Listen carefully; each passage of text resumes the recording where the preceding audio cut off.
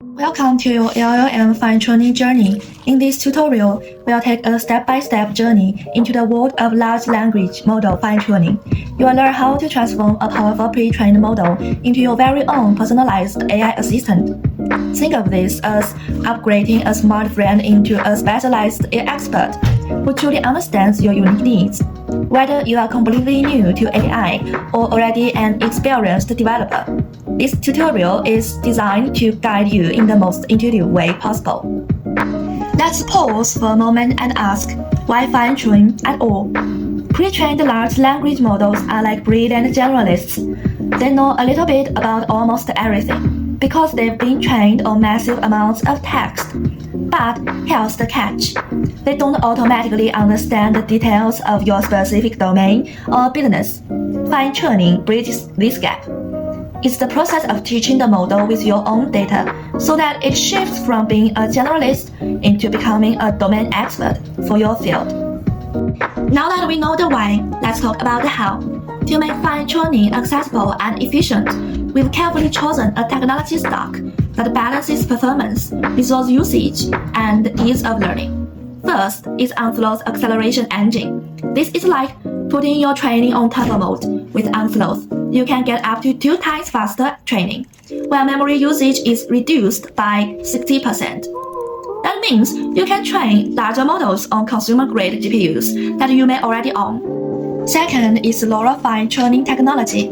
Instead of retraining the entire model, LoRA only updates a tiny fraction, around 0.1% of parameters, while still achieving results close to full fine-tuning. The output adapter files are just a few dozen megabytes, making them lightweight, easy to share, and quick to deploy. Even better, you can switch between different LoRA adapters to reuse the same base model for multiple tasks. Third is 4-bit quantization. Model size can often be a bottleneck. Quantization helps here. By compressing weights into 4-bit precision, the model shrinks to just 1/4 of its original size. The magic is, it still performs almost the same. With this trick, you can even run massive 70 billion models on a 22GB consumer GPU. Finally is our base model, Baidu ERNIE-4.5. The foundation of our journey is Baidu's latest ERNIE-4.5 series. These families of models offers flexibility depending on your needs. 0.3 billion version, lightweight and perfect for quick experiments or for beginners following this tutorial. 21 billion version, high performance and ready for production level deployment. Here's the roadmap for today's tutorial. Think of it as our travel plan through the world of fine-tuning. By the end of these 5 steps, you'll have a working fine-tuned model that you can actually deploy. Step 1. Environment setup.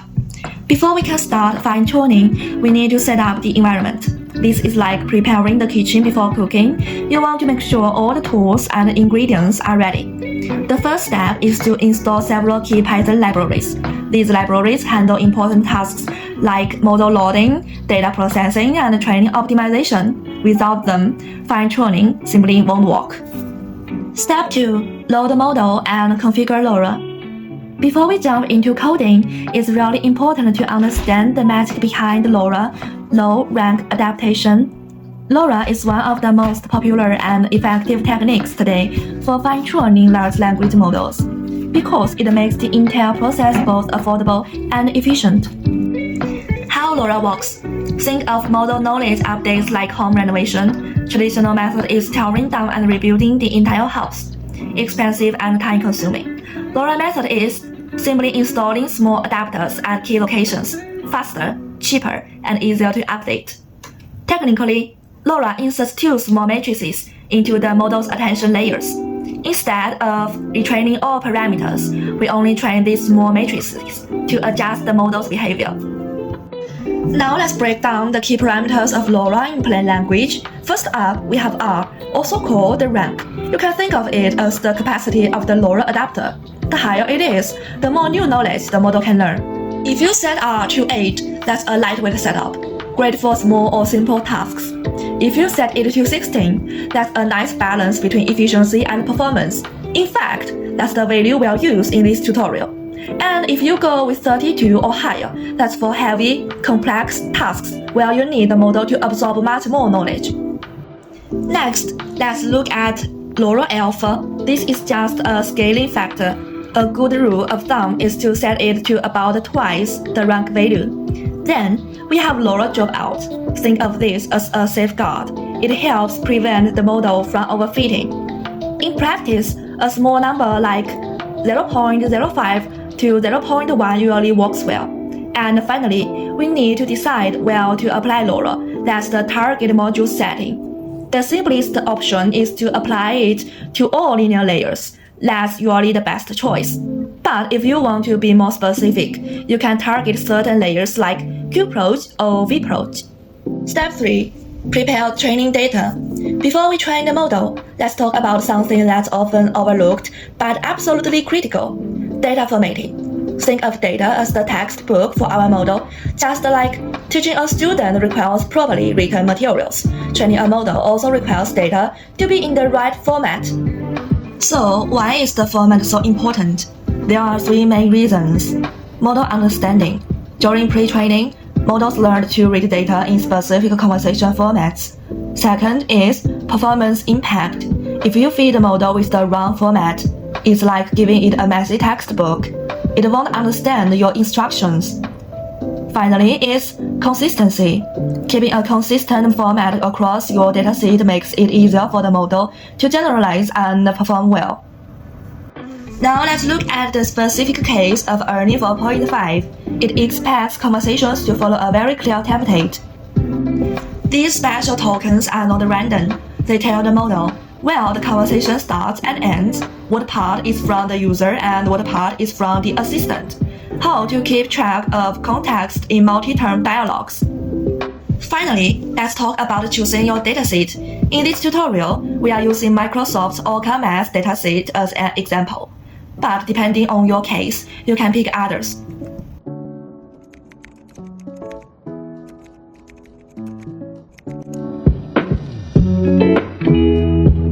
Alright, let's quick check if our data is in the right format. Looking at the output, everything seems good for the ERNIE model. First, the tag beginning of sentence clearly shows where the conversation starts. Then we see user and assistant. These labels make it obvious who is speaking. And finally, the tag end of sentence tells the model where the conversation ends. By following this format, we make sure the model can correctly understand the task boundaries and smoothly switch between user input and assistant response. Step 4. Configure and launch training. When it comes to fine-tuning a model, the training configuration is one of the most important factors that determine success.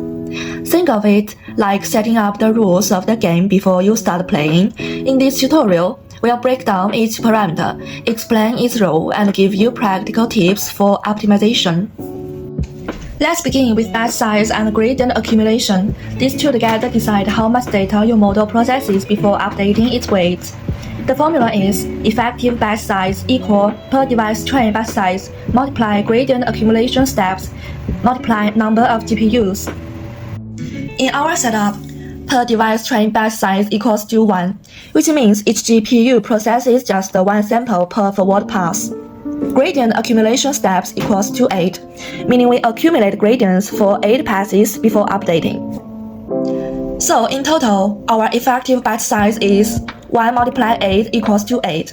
Here's the key idea. If your GPU memory is large, increase the batch size directly. If memory is limited, keep the per device batch size small, but increase gradient accumulation. Usually, an effective batch size between 8 and 32 works well. Next, let's talk about the learning rate and optimizer. The learning rate controls how fast your model learns. If it's too high, the training will be unstable. If it's too low, the model learns very slowly. In our case, learning rate equals 1e minus 4, which is a common choice for LoRA fine-tuning. Too high, like above 5e minus 4, and your loops will bounce around. Too low, like below 1e minus 5, and training will feel stuck. From experience, use 1e minus 4 to 2e minus 4 for LoRA, and 1e minus 5 to 5e minus 5 for full fine-tuning. The optimizer we use is Adam 8-bit.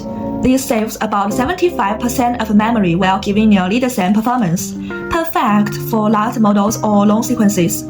And finally, the learning rate schedule, LR schedule type, equals linear. This means the learning rate starts higher for faster early learning and then slowly decreases for fine adjustments. Other options include cosine and constant, each with its own style of decay. Now let's move to epochs and steps. An epoch simply means going through your dataset once. In our setup, non-train epochs equals to 1. For small datasets under 10K samples, you might train for 3 to 5 epochs. For medium datasets, 1 to 3 epochs. For very large datasets, often just 1 epoch is enough. Automatically, you can use max steps to control training. For quick testing, 50 to 100 steps. Normal training, 500 to 2000 steps. Deep training, 5000 plus steps. Let's talk about saving checkpoints. This is how you make sure your progress isn't lost. With save strategy equals to steps and save steps equals to 200, the model saves every 200 steps. This way, if training is interrupted, you can resume. Plus, you can go back and pick the best checkpoint. A good rule of thumb is to save every 10 to 20% of your total steps. Now let's optimize performance. FP16 equals to 2. This means half precision training. It can double your speed and cut memory usage in half. Works on most GPUs like V100, T4, or RTX. BF16 equals to 4. BF Float 16 is even more stable but needs newer GPUs like A100 or H100. If supported, BF16 is usually better. Tagging equals to 2. This combines shorter samples together, so your GPU doesn't waste time. It can speed training up to 2 to 5 times. To keep track of training, logging is essential. With logging steps equals to 5, the model logs every 5 steps. This helps you see if the loss is going down normally. For production, you can increase it to every 10 to 50 steps to avoid too much output. The report to option controls external reporting. By default, it's none, but you can also connect to tools like TensorBoard or weights and biases for visualization and team collaboration.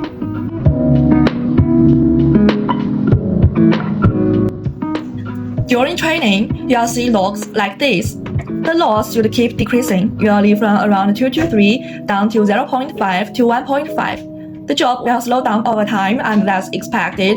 Importantly, there shouldn't be sudden big jumps. If loss is not decreasing, check your data format or increase the learning rate.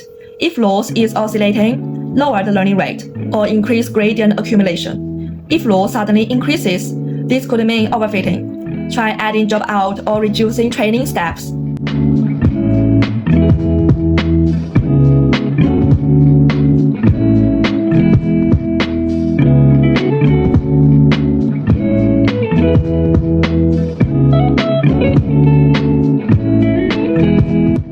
Congratulations, your fine-tuning process is complete. Now let's take a closer look at the different save options available, so you know which one is right for your use case. We use the method called Save Pre-trained Merged. This method provides several save formats, each designed for different needs. Merged 16-bit. This option merged the LoRA weights back into the original model and then saves it in 16-bit precision. The file size is moderate and inference runs very fast. That makes it a great choice for deployment in real applications. Merged 4-bit. This is a quantized 4-bit save. The files are much more smaller, usually only about a quarter of the original size. It's the best choice if you are working in a resource-limited environment, like with very little GPU memory. LoRA. This option saves only the LoRA adapter instead of the full model. The files are extremely small, often less than 100 MB. But keep in mind, you'll need original base model to use it. This is especially useful when you want to switch between different tasks quickly.